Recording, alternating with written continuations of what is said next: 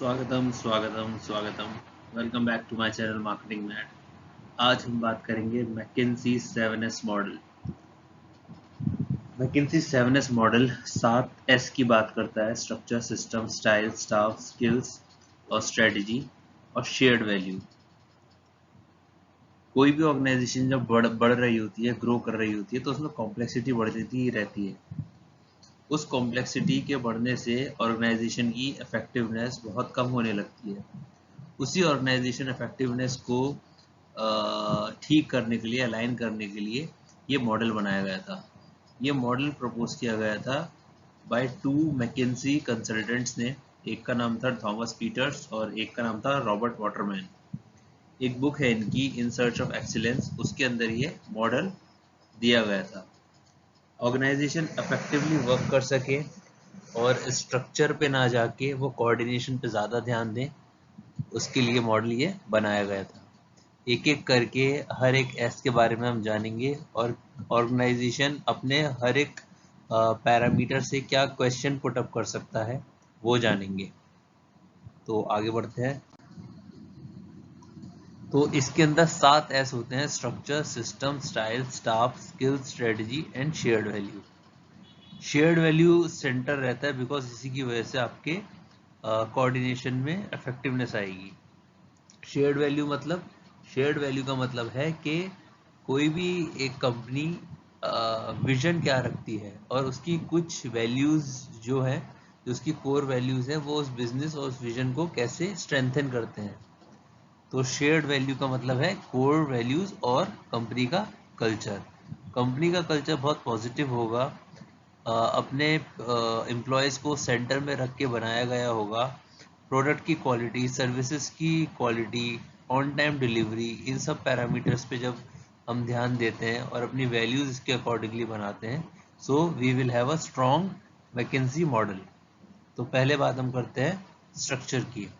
Structure का मतलब hierarchy, कौन किसको रिपोर्ट करेगा, वर्टिकली या हॉरिजॉन्टली, लाइंस ऑफ कम्युनिकेशन क्या रहेंगे, आपके एसओपीज क्या रहेंगे डिसीजन मेकिंग के, ये सब आता है आपका स्ट्रक्चर में।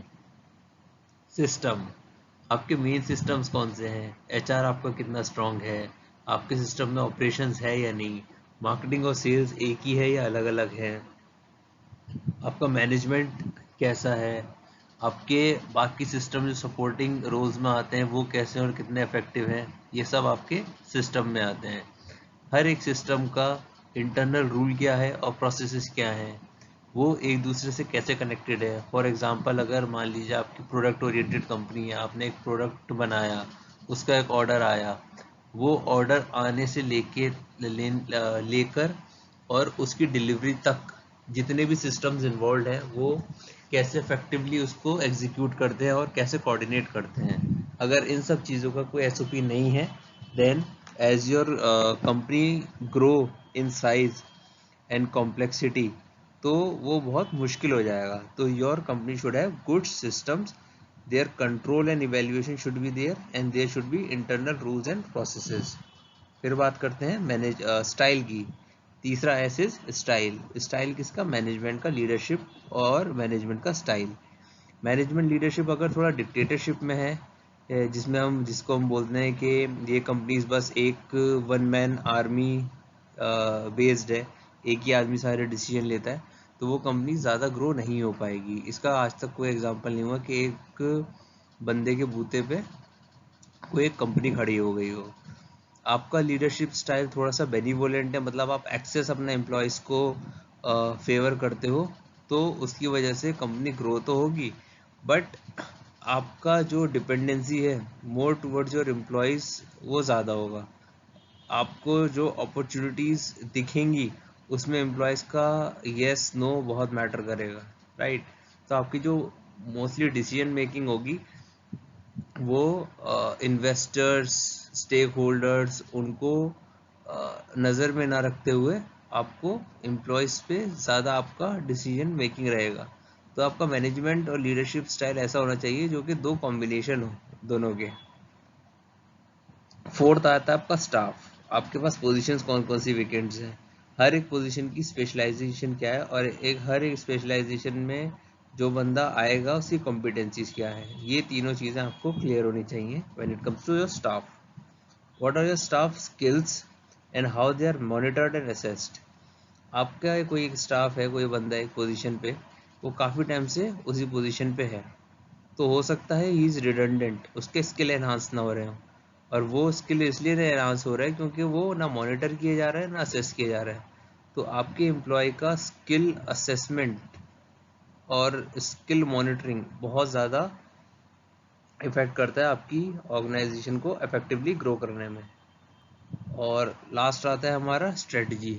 स्ट्रेटजी आपका कोर रहता है आफ्टर शेयर्ड वैल्यूज़, कि आपकी स्ट्रेटजी क्या है ग्रो होने की, आपका कंपटीशन कैसे ग्रो कर रहा है, आपके कंपनी को कैसे चेंज करना है with changing in customer preferences.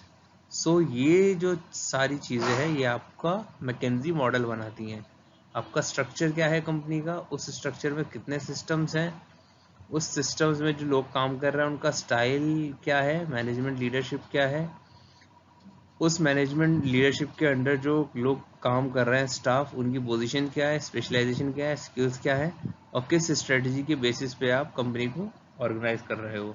अगर ये सारी चीज़ें आपस में लिंक्ड हैं और एक तरीके से इन सब में अच्छा कोऑर्डिनेशन और अलाइंड है, तभी जाके कोई भी ऑर्गेनाइजेशन ग्रो करेगी। तो ये रहा हमारा मैकेंजी 7S मॉडल। आगे इसकी सिग्निफिकेंस देखते हैं। सिग्निफिकेंस क्या है मैकेंजी 7S मॉडल्स की, ये आइडेंटिफाई करता है एलिमेंट्स, उन एलिमेंट्स को जो कि इम्पैक्ट करते हैं performance, such as gaps, inconsistencies and misalignment. Analyse करते हैं ऑर्गेनाइजेशन के डिज़ाइन को और कॉम्प्लेक्स एनवायरनमेंट में चेंज मैनेजमेंट को देखते हैं।